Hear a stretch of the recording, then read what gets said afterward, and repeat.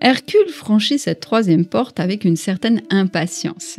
Il se met en quête de l'arbre sacré portant les fruits de lumière, veillé, dit-on, par un dragon aux 100 têtes dont seule une âme résolue pourrait s'emparer. Avec confiance, il interroge, il cherche, il se perd, il scrute l'horizon, traverse les terres, mais l'arbre sacré demeure introuvable.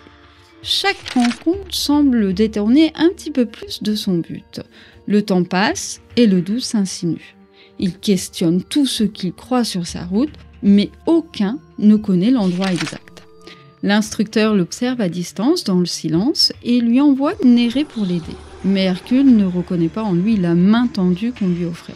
Alors après avoir exploré toutes les terres du nord, il s'aventure dans celles du sud vers les ténèbres où il rencontre Anté, le géant serpent invincible. Chaque fois qu'on le terrasse, il renaît puisant sa force dans la terre. Hercule lutte, le renverse, mais le géant se redresse inlassablement. L'instructeur lui murmure de le soulever et de le couper de ses racines. Hercule comprend que la force d'Anté vient de son contact avec la terre.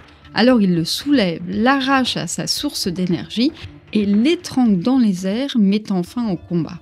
La route se libère et Hercule prend le chemin de l'ouest. Il y rencontre Bursiris, le trompeur qui prêche de fausses vérités et envoûte les âmes. Il ordonne à Hercule de le suivre car il connaît le chemin. Fatigué, troublé légèrement, Hercule l'écoute, s'attarde et se laisse séduire. Donc de jour en jour, Hercule perd tout son discernement jusqu'à oublier complètement sa quête. Et l'instructeur, là encore, toujours observateur silencieux, se décide à ligoter Hercule sur un autel et il va le laisser comme ça pendant une année entière. Donc il va finir par entrevoir les mots creux de Bursiris et distinguer l'illusion dans laquelle il était plongé. Avec force et courage, nous dit-on, il brise ses chaînes et se libère enfin de l'autel. Et c'est en homme sage qu'il reprend son errance. Mais voilà qu'il entend un cri de souffrance et après avoir réfléchi longuement du temps qu'il avait perdu sur l'autel, il finit tout de même par succomber à cet appel de détresse. Il y rencontre Prométhée, enchaîné à son rocher, souffrant sous les serres acérées des vautours. Il décide de briser ses liens et le libère, prend le temps de soigner ses blessures et reprend son voyage, jusqu'au jour où il entend un murmure. Un pèlerin évoque enfin un homme qui a vu l'arbre. Hercule suit cette piste, traverse montagnes et vallées et finit par atteindre enfin le lieu tant recherché. Il se hâte vers l'arbre sacré, mais sur son chemin, il croise Atlas, le titan accablé sous le poids du ciel. Atlas vacille, exténué par ce fardeau millénaire, et dans un élan spontané, Hercule lui propose alors de prendre sa charge un instant, lui offrant un moment de répit. Alors Atlas accepte, soulagé, mais à son tour Hercule, c'est vrai qu'il va sentir le poids écrasant du ciel peser sur ses épaules. Il se tend, se crispe sous l'effort, absorbé par cette tâche immense, il va presque en oublier sa quête. Et à un moment donné, il lâche prise. Le poids glisse de ses épaules, Atlas est ainsi libéré, lui aussi, et dans cette libération, finalement, quelque chose se transforme. Devant lui se tient le géant gardien des pommes d'or avec les 3 sœurs. Aglaé, fille de l'ombre, tente une pomme à Hercule et murmure « Le chemin mène toujours au service ». Hérissie, gardienne de la porte, grave sur une autre pomme « Souviens-toi de ce que tu as appris ». Enfin, Hespéris, étoile du soir, lui souffle ses derniers mots « Va de l'avant et partage l'amour ». Hercule s'incline et prend les pommes d'or, prêt à poursuivre sa route. L'épreuve est achevée. Hercule entreprend sa quête dans la précipitation. On comprend qu'il ne pourra réussir qu'avec le temps et la patience. Son voyage devient un véritable parcours temporel parce que tantôt ligoté, tantôt envoyé dans des directions opposées, tantôt happé par autre chose, tout est fait ici pour le détourner de son objectif. Alors pourquoi, à votre avis ? On va prendre un petit moment pour y réfléchir. Donc à quoi peuvent bien servir tous ces détours ? On pourrait croire qu'ils sont inutiles, mais en fait ils sont au cœur du processus. Parce qu'avant d'agir juste, il faut apprendre à voir juste. Et voir juste demande du temps, car l'aspirant doit d'abord passer par un cycle de pensée intérieure qui précède toute action.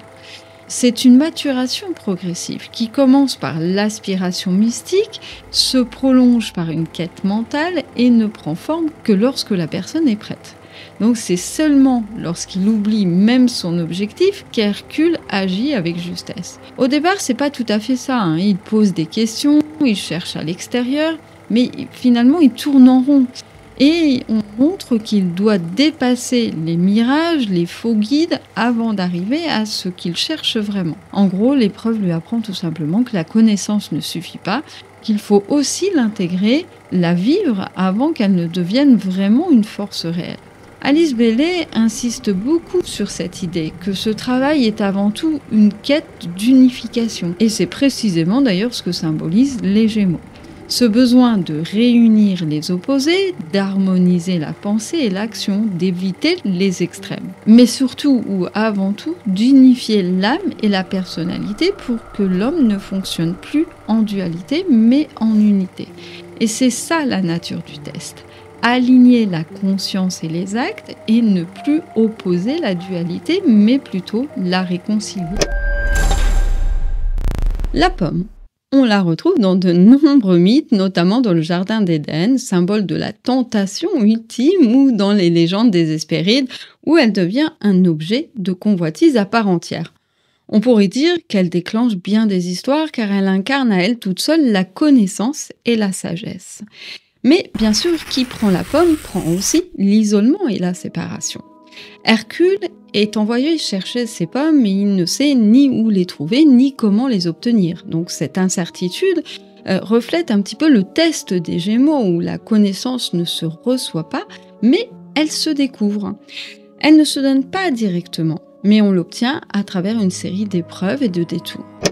Il faut aussi voir au-delà des illusions, car parfois la connaissance est un leurre, une mystification. C'est ce qu'on voit avec Anté quand Hercule découvre que l'ancrage donne l'illusion de sa force, mais que s'attacher trop fermement à ses certitudes peut devenir une prison. Puis quand vient Busiris, qui enveloppe la connaissance d'un manteau de fausses vérités, séduisant l'intellect, mais ça va aussi l'égarer loin de la véritable compréhension. Donc Hercule, qui au départ est trop impatient, tombe dans le piège en croyant trouver ici un raccourci pour avoir son information. Mais ce savoir sans substance le détourne finalement de son chemin et ne lui apporte rien, si ce n'est que de perdre du temps. Donc il faut voir au-delà des apparences, au risque de s'oublier soi-même. Alors se perdre dans les discours et les dogmes, c'est perdre son propre chemin. Lorsqu'il se libère de Busiris, il devient un homme plus sage. Et cette sagesse va se manifester dans un acte précis, celui de libérer Prométhée. Il agit presque sans réfléchir. C'est un pur élan de compassion. C'est qui montre bien que la véritable connaissance ne repose pas uniquement sur son analyse intellectuelle, mais va inclure aussi l'intelligence émotionnelle. Parce que la compassion est loin d'être une simple impulsion affective, non, elle est une capacité cognitive qui intègre la perception et la régulation des émotions. Mais le moment clé de cette épreuve reste finalement sa rencontre avec Atlas, parce que Hercule va faire preuve d'abnégation et il va jusqu'à oublier son propre objectif. Il prend le poids du ciel sur ses épaules et se laisse écraser sous son fardeau qui n'est finalement pas le sien. Donc il relâche ce poids et c'est là que tout bascule. Quand il se libère du poids du mental, et ben finalement c'est ce qui s'appelle lâcher prise. Et c'est ce lâcher prise qui va lui permettre enfin d'obtenir la dite récompense.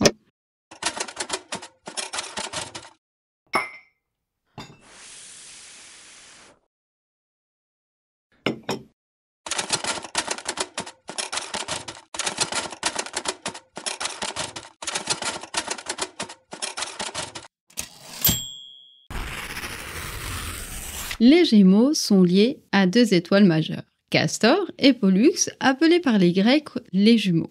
Dans certaines traditions anciennes, elles étaient associées à Apollon et Hercule. Apollon, comme tout le monde le sait, est le dieu solaire représentant l'âme, la lumière intérieure, et Hercule, lui, est celui qui agit, celui qui s'incarne dans la matière pour accomplir le travail terrestre. Alors Alice reprend cette idée en expliquant que ces deux étoiles expriment les deux aspects fondamentaux de l'homme, c'est-à-dire l'âme d'un côté et la personnalité de l'autre, l'intelligence divine et l'action dans la matière. Elle établit aussi un parallèle qui est très intéressant entre la brillance de Pollux et Castor et la relation entre Jean-Baptiste et Jésus.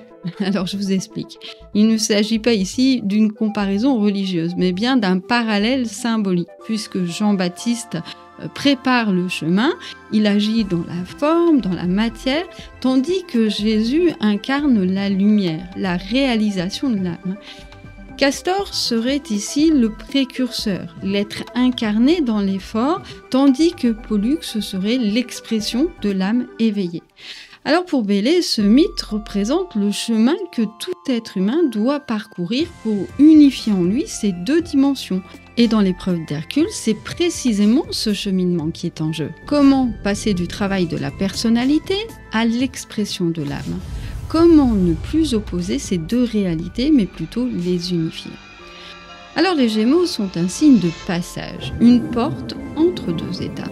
Dans le zodiaque de Dendera, ils sont appelés la résidence de celui qui vient, ce qui suggère une dynamique d'émergence et d'évolution.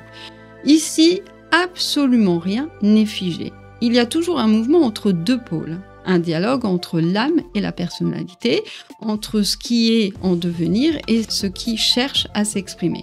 Et Bellay insiste beaucoup sur cette interaction entre le positif et le négatif, non pas dans un sens moral, mais plutôt comme deux forces complémentaires qui se répondent. Donc la vérité n'est pas un point fixe, mais plutôt un cheminement qui se construit dans l'équilibre entre l'intellect et l'intuition, entre l'humain et le spirituel. Ça vous donne un petit peu une idée de comment elle développe sa vision du signe.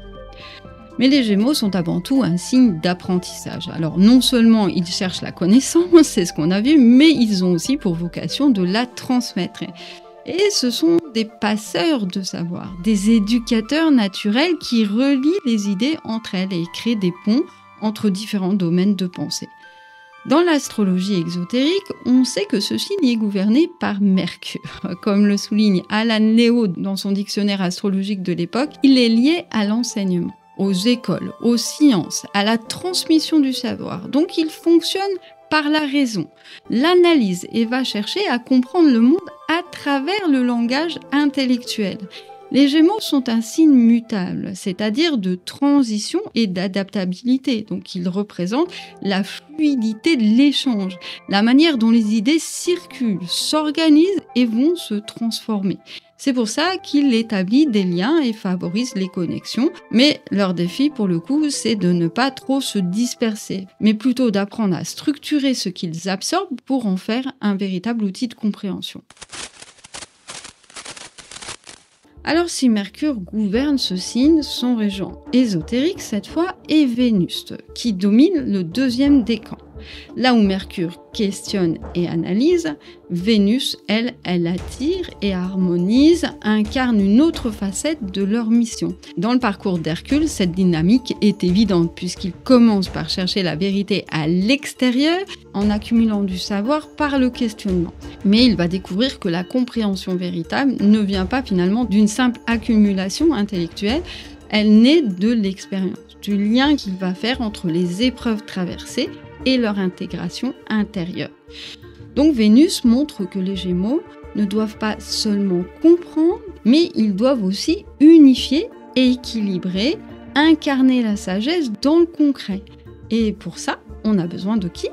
Eh bien de Saturne, qui est le maître du dernier décan. Il intervient pour structurer cette connaissance et il nous rappelle qu'un savoir ne devient utile que lorsqu'il est mis à l'épreuve et ancré dans la réalité. 3 constellations sont associées aux Gémeaux, le lièvre, le grand chien et le petit chien. Le grand chien, avec Sirius comme étoile principale, est souvent considéré dans la tradition ésotérique comme un phare spirituel, parce que Sirius est lié à la chaleur et à la lumière intérieure. Autrement dit, cette constellation va nous inviter à prendre conscience de notre identité propre, de sa vibration intérieure pour rayonner sur tous les plans. Le petit chien, quant à lui, qui est marqué par l'étoile Procyon, symbolise l'incarnation physique et la responsabilité. Donc comme Atlas portant le ciel, c'est celui qui porte un fardeau. Mais ici, on ne parle pas seulement de son propre poids, c'est aussi celui des autres. C'est ce qu'Hercule fait en voulant soulager Atlas, et c'est ce geste précisément qui va lui permettre d'accéder aux pommes d'or. Cette constellation évoque donc le passage vers un état supérieur à travers le service et le don de soi. Et enfin, la constellation du lion, qui, elle, est placée au pied du grand chien, en général. Et elle incarne l'agitation mentale, les illusions et les peurs.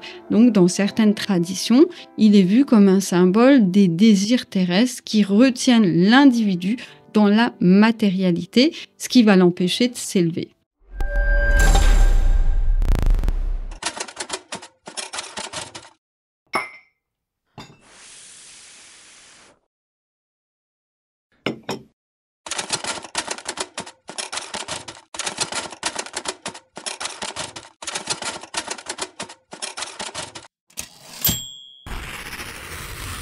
Alice Bailey insiste beaucoup sur le fait que la connaissance purement intellectuelle ne suffit bien évidemment pas puisqu'elle reste une idée abstraite tant qu'elle n'est pas mise à l'épreuve de l'expérience.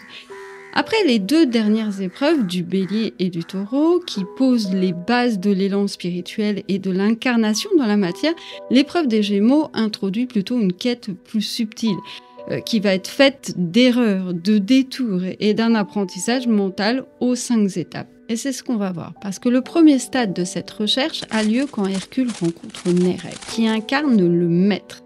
Mais Hercule, lui, il le rejette. Il n'est pas encore arrivé à dépasser ses émotions pour l'écouter.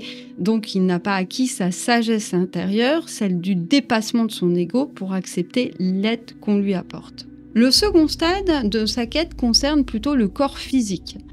Peut-il vraiment soutenir la vibration élevée de la véritable illumination? Et ça, c'est une grande question, parce que c'est finalement dans l'abandon de son propre désir égocentré qu'on peut enfin se mettre au service d'autrui et porter le fardeau d'Atlas. Donc la vraie connaissance ne se donne pas, on l'a vu, elle se reçoit. La véritable compréhension ne vient donc pas d'un idéal abstrait, mais bien d'une participation active au monde, où la sagesse devient une force vivante et partagée. Mais attention, le chemin n'est jamais une ligne droite, donc on a droit aussi de vaciller, d'hésiter, de se raccrocher à d'anciens repères. Donc en gros, le progrès n'est jamais linéaire et l'évolution de la conscience passe par un cheminement où on a des moments de doute et on est tenté de revenir à l'ombre plutôt que d'aller vers la lumière. Le troisième stade de la quête est celui du mirage astral, ou l'épreuve du discernement, on va dire. Parce qu'après avoir traversé les premières épreuves et progressé sur son chemin, on peut très bien être tenté par une illusion plus raffinée, entre guillemets. Croire qu'on a atteint un savoir supérieur alors qu'il n'est en fait question que d'être prisonnier de ses propres perceptions. C'est ce qu'Hercule découvre en affrontant Anthée, qui tire sa force de son enracinement. Et comme on l'a vu, l'enracinement ici, c'est le symbole des croyances psychorigides, des illusions bien ancrées. Et malheureusement, toute personne qui est ancrée dans ses certitudes ne peut pas s'élever.